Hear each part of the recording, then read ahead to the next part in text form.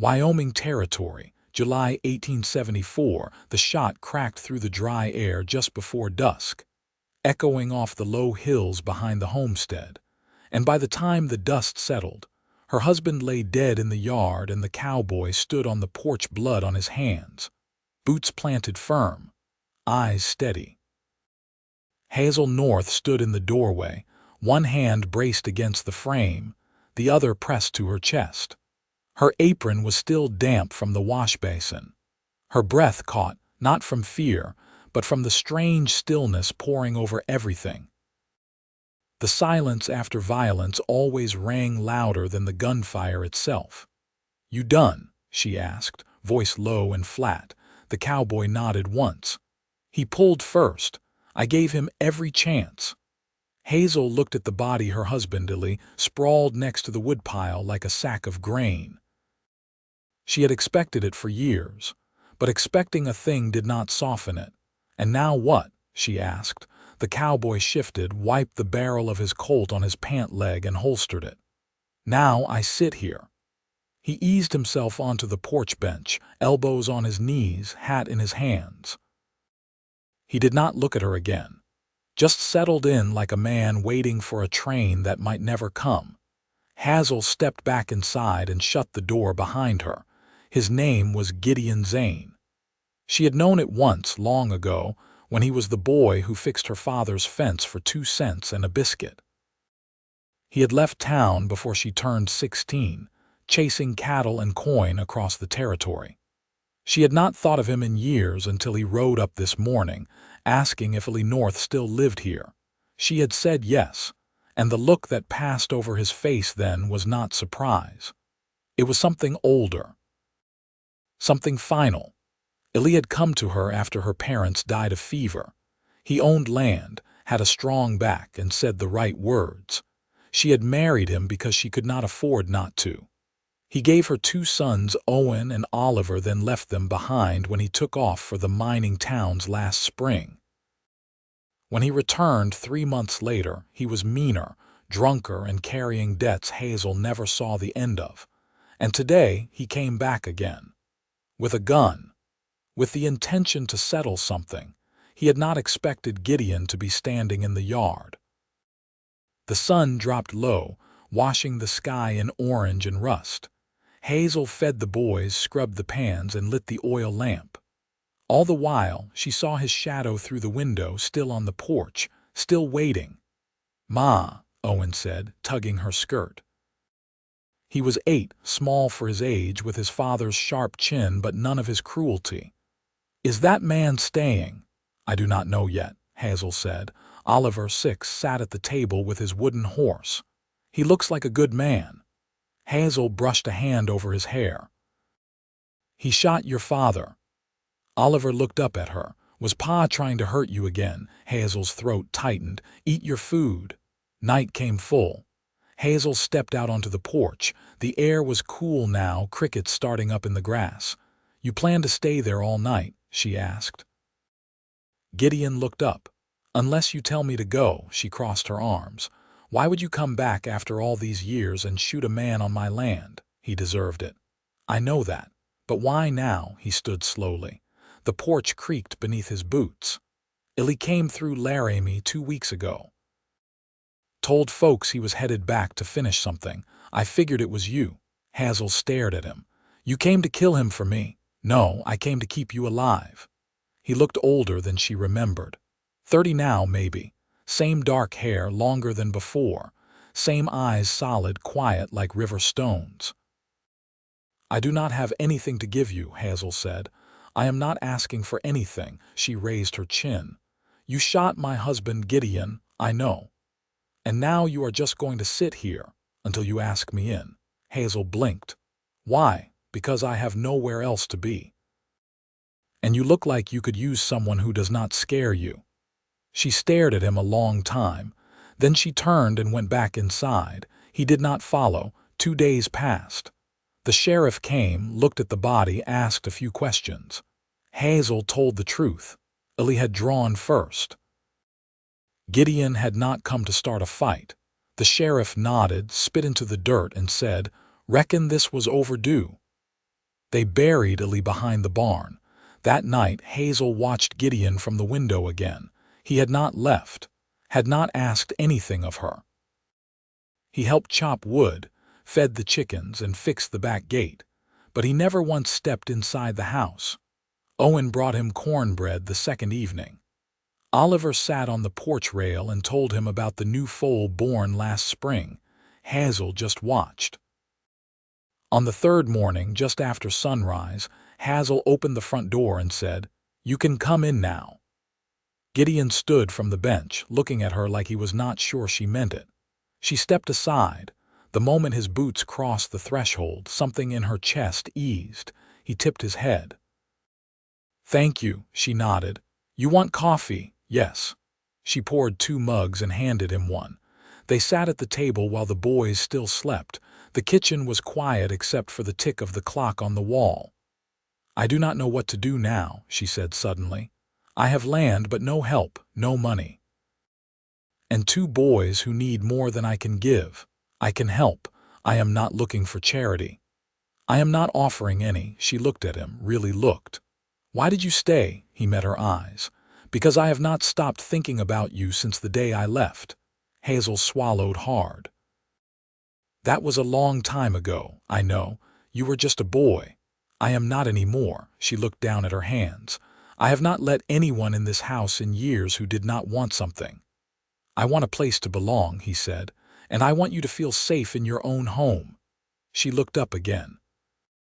"I cannot promise anything. I am not asking for promises, just a chance." Hazel sat back. The morning light caught the edge of his jaw. He looked tired but not broken, strong but not dangerous. And for the first time in a long time, she let herself imagine not just surviving but living.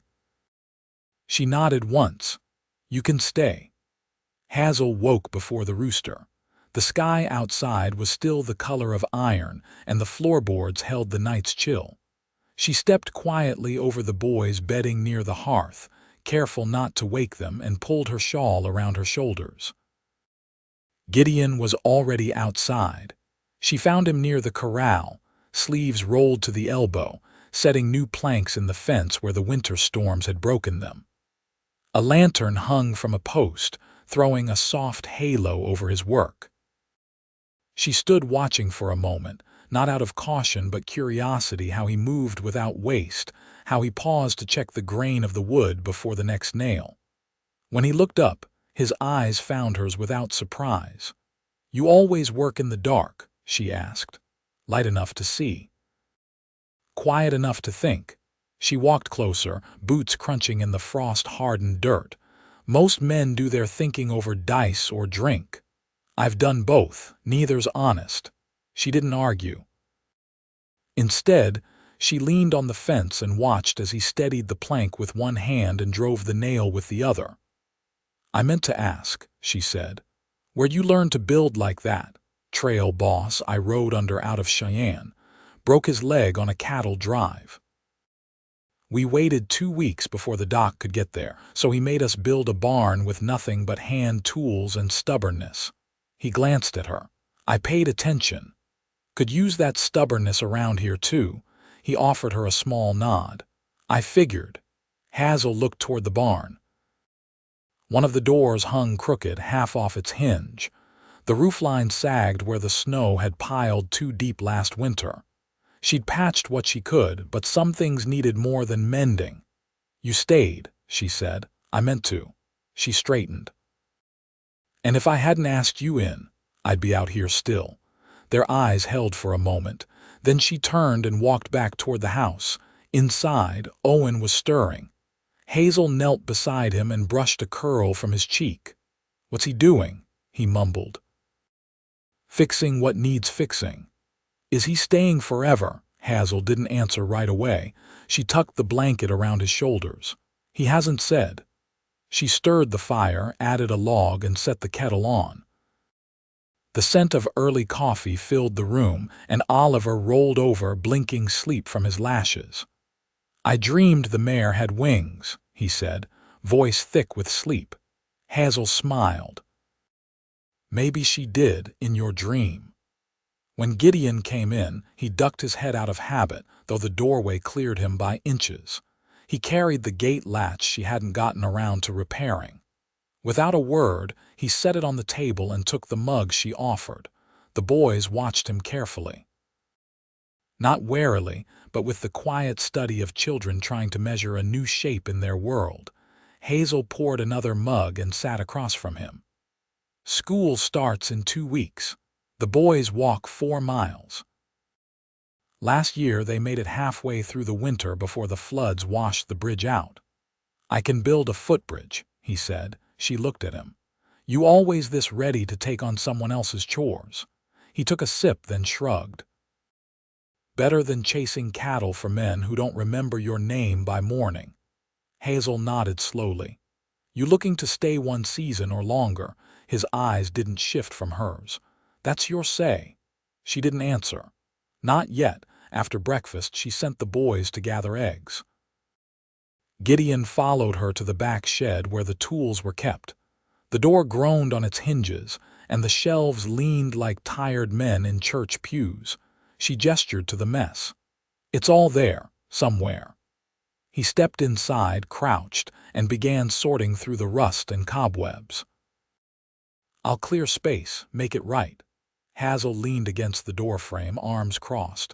"You always fix things when you stay somewhere." "No, only when I mean to stay." She looked down at her hands. "I'm not used to someone keeping their word. I don't break mine."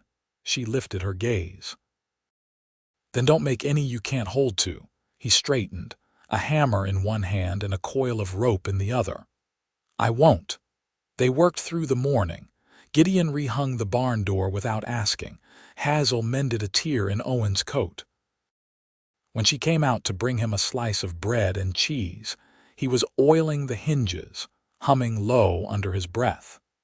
Not a tune she knew, but it settled in her like something remembered. That night, after the boys were asleep and the lamp was turned low, she stood at the window again and watched the stars. She heard the floor creak behind her. "You don't have to hover," she said. "I'm not." She turned. He was leaning against the far wall, arms folded. "You miss being out there." "Some nights, but not tonight." Hazel stepped closer. "Why not?" "Because I've got a roof over my head, a warm place to sit, and a woman who sees every truth straight on." She didn't smile, but she didn't look away either. "You're not what I expected," she said. "I hope not." She considered him. The way he didn't fill silence just to fill it. How he moved like he'd learned patience the hard way. How he waited, not for permission, but for trust. "I'm not easy," Hazel said. Gideon's voice was quiet. "I'm not afraid of the hard way." She reached for the lamp wick and turned the flame down slow. "We'll see," she said. The first frost came early that year. Hazel woke to ice feathered across the window panes and the distinct stillness of cold settling in the bones of the house. She stepped into her boots and wrapped her shawl tight, her breath showing in soft puffs as she moved through the kitchen. She lit the stove and crouched to coax it to life, the kindling catching with a reluctant crackle. Gideon was already splitting kindling near the shed, his breath rising in steady clouds, sleeves buttoned to the wrist now, coat patched at the shoulder. Hazel watched him through the window as she poured water into the kettle. She noticed his limp for the first time, a slight favoring of the right leg. It wasn't obvious, but it was there, more pronounced when he shifted weight or turned too quick. When he came in, she met him by the stove. "You get that limp from a horse or a bullet?" she asked. "Bullet," he said, brushing frost from his coat. "South of Sheridan. Drove a knife in after to dig it out. Didn't slow me down much." Hazel handed him a tin cup. "Must have hurt like hell. Didn't notice till morning." She nodded and leaned back against the counter. "You ever think of leaving it all behind? The riding, the fights, the blood." "I tried once. Took a job hauling freight. No guns, no cattle, just crates and road. Lasted 2 months. Missed the sky." Hazel looked past him out the window where the land stretched dry and silent under a pale sun. "It's a hard sky." but it's honest.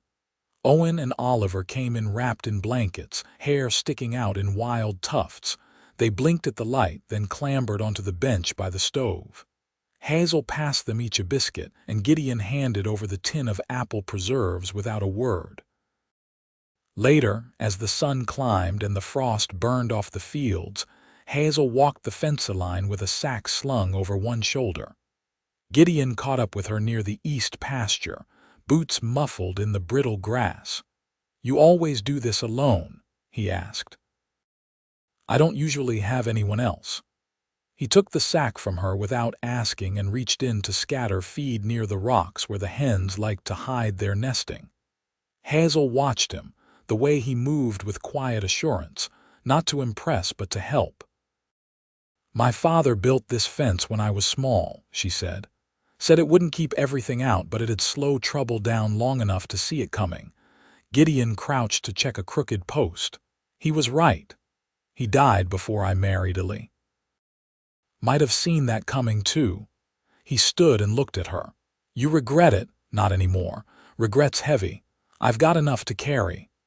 They walked on, the wind catching Hazel's braid and pulling it loose. She tucked it back without thinking. Gideon didn't speak again until they reached the edge of the creek, where the footbridge needed building. "I'll start on this next week," he said. "Soon as I patch the barn roof." Hazel crossed her arms. "You always work like you're trying to make up for something." He didn't answer right away. Then, "I once left a man behind in a canyon near Deadwood. He begged me not to, but I was too scared to stay. He didn't make it. I've been making up for that ever since." Hazel didn't offer comfort. She just nodded once like she understood a weight not worth sharing. That night, the wind howled low against the walls, and Hazel sat at the table with her sewing while Gideon sanded a new latch for the pantry door. The boys were asleep, curled together on their straw ticking, the dog between them. "You ever think of marrying again?" Gideon asked, not looking up. Hazel paused, thread between her fingers. "I think of breathing easier, of knowing someone's there come morning. Marriage's a different thing." He set the latch down gently. "I'd ask if I thought you'd say yes." "I'd say not yet." Gideon gave a slow nod. "That's not a no. It's a woman thinking." He leaned back, arms crossed. "Then I'll wait, long as it takes." Hazel looked at the fire, small and steady in the hearth. "Don't wait quiet," she said. "Just stay." And he did. The wind shifted in the second week of October, bringing with it the scent of snow from the high country. Hazel stood beside the root cellar. Her hands chafed raw from pulling turnips and stacking squash. Gideon came up behind her with a burlap sack over his shoulder, footprints trailing behind him in the damp earth. "You'll want to cover those windows," he said, nodding toward the cellar. "Glass'll sweat and freeze by month's end." Hazel wiped her palms on her skirt. "There's canvas in the hayloft. I've been meaning to fetch it. I'll bring it down after supper." She glanced at his boots, caked in mud and straw. "You've been in the east pasture. Fence is holding," he said, adjusting the sack, "but the creek's running high. Might flood if we get snow too fast." Hazel looked past him, toward the trees where the boys had gone to gather dry limbs. "You ever think about raising something that doesn't bolt or bite?" "I've thought about bees," he said. "Quiet creatures. Work all day and never ask for more than a dry place and someone who leaves them be." She snorted, caught off guard. "You don't strike me as the honey-making type." "I don't strike most folks at all," he said, eyes steady. Hazel let the silence stretch. Then she turned toward the barn. "I'll show you the canvas." Inside, the air hung thick with straw and the faint, sour scent of old grain. Hazel climbed the ladder first, her skirts gathered in one hand. Gideon followed behind, boots thudding slow on the rungs. At the top, she pointed to a rolled bundle tied with twine. "Top shelf," she said. Behind the old milk crate. He reached for it, arm brushing hers, and she didn't move aside. The light from the loft window caught in the dust, turning the air gold around them. "Why'd you leave Laramie?" she asked. He didn't answer right away. "A fight got out of hand. Man I rode with took something that wasn't his. I tried to stop it, but words didn't carry." "Did you kill him?" "No," he said, "but I held him down while someone else did. Thought it'd settle something. It didn't." Hazel took that in without blinking. "You run from it." "I rode until the guilt quieted. Then I found my way here." She let her hand rest on the canvas roll. "You ever think about what comes after all that running?" "I think about it more now." They climbed down together and she led him back to the house, the canvas bundled in his arms. The boys returned just before dusk, cheeks red from the cold, arms full of kindling. Hazel set them to breaking it down while she stirred the pot on the stove. Later, after the dishes were dried and the boys had curled into their quilts, Hazel stepped onto the porch. Gideon was there, as he always was come nightfall, his hands wrapped around a tin cup, steam curling up into the dark. "I was thinking," she said, arms folded tight against the cold, "about the last frost." He looked over. "What about it?"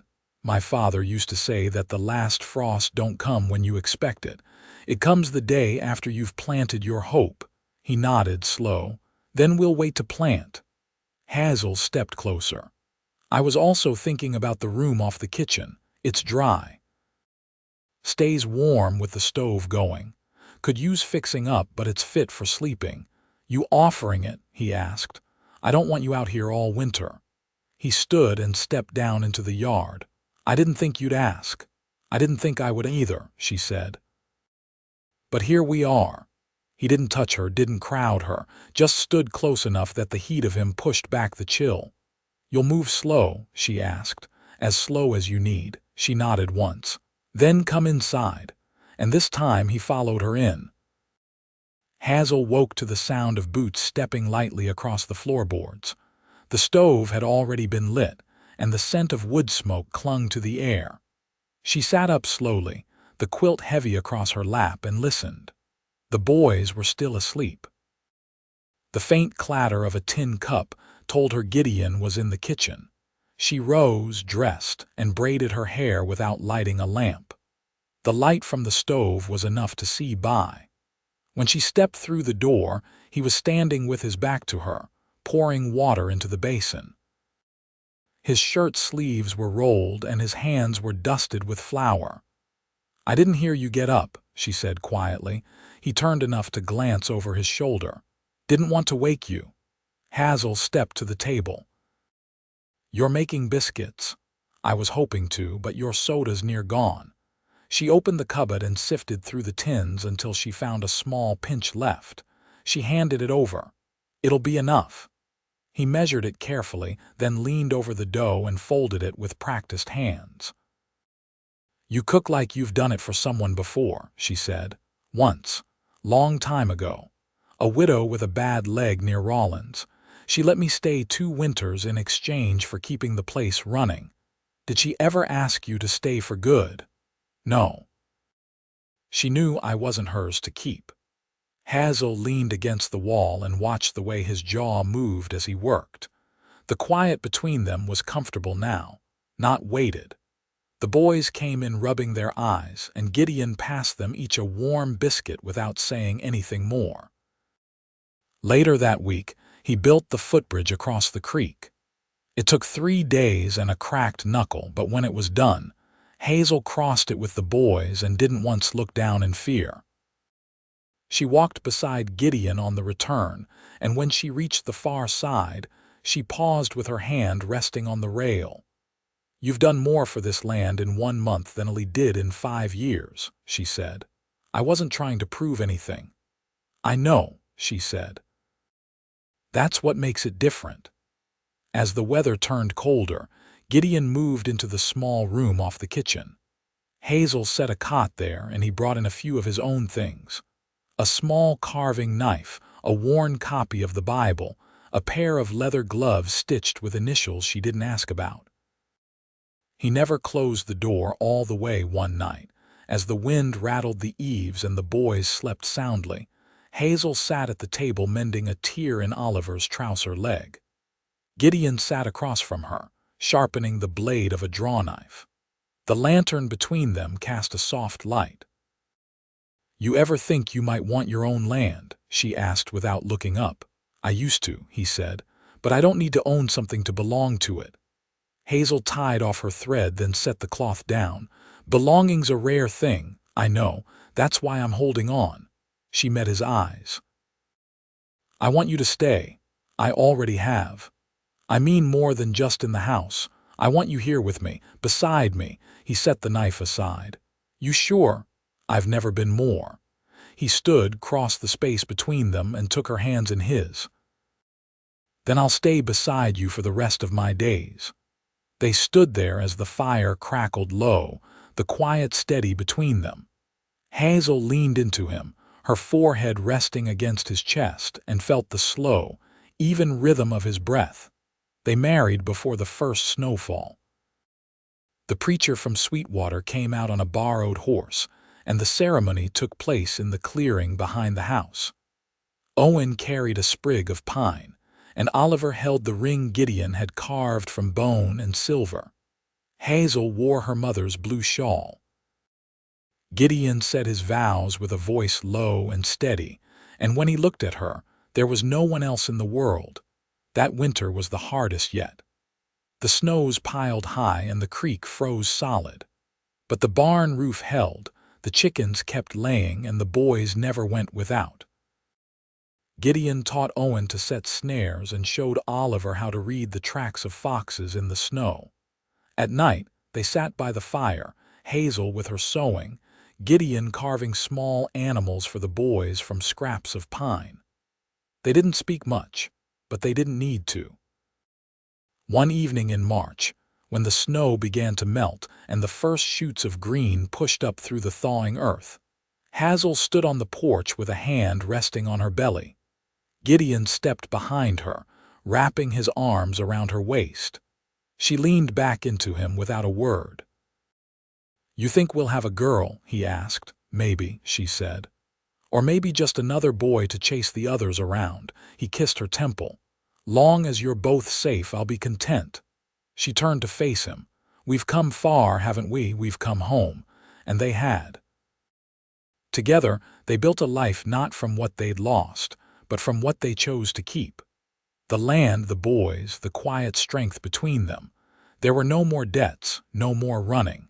Just the long, slow rhythm of days spent side by side. Spring came, and with it, the sound of water running free through the creek, the scent of tilled earth, and the laughter of children chasing each other through the budding grass. In the evenings, Hazel and Gideon walked the fence-line hand in hand. Not because it needed checking, but because it was theirs. The world stretched wide and quiet around them, and for the first time in either of their lives, it felt enough. They grew old in that house. The boys became men, the orchard bore fruit, and the winters never seemed quite as sharp with a warm hand to hold. And when folks passed through and asked how the place had come to be so steady, Hazel would smile and say, "It started with a man who stayed when he didn't have to." And Gideon would kiss her cheek and add, "And a woman who let him in." They never needed more than that, and they never wanted to.